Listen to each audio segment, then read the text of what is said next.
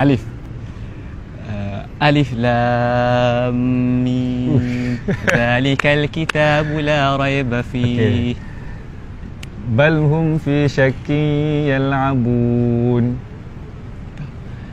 Tilkar rusulu faddalna ba'dahum ala ba'din minhum man kallama Allah. Thumma. Oh, ini bijak ah. Thumma ruji'il basaru karrataini yanqalib ilaikal basaru khasi'an wa huwa hasir. Hamim Ain Sin Qaf. ختم الله على قلوبهم وعلى سمعهم وعلى أبصارهم غشاوة ولهم عذاب عظيم. Dah lah. Dah apa tu?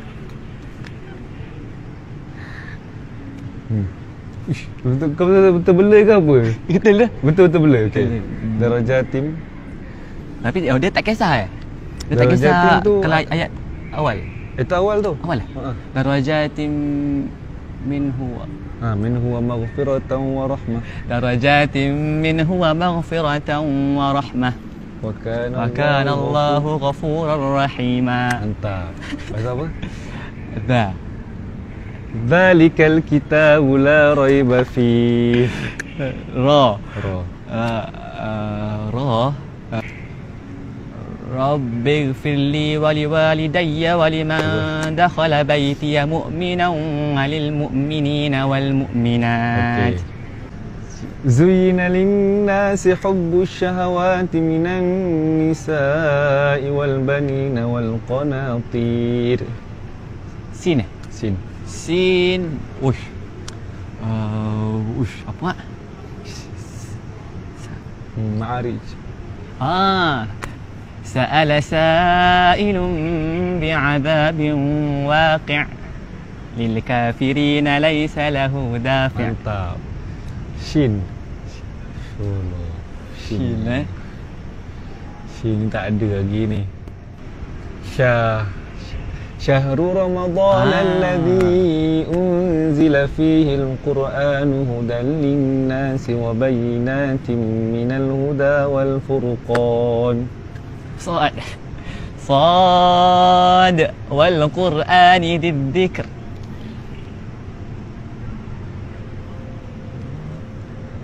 ضرب الله مثلا رجلا فيه شركاء متشاكسون ورجلا سلما لرجل. Apa dia? Ta. Awal Naml, awal surah dekat main kat juz 20. Siapa nak tu? Tarik. Ada 2 huruf, ada 3 huruf.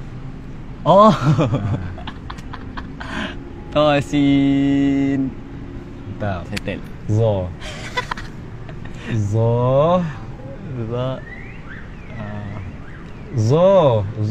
Okay. ظهر الفساد في البر والبحر بما كسبت أيدي الناس ليذيقهم بعض الذي عملوا لعلهم يرجعون.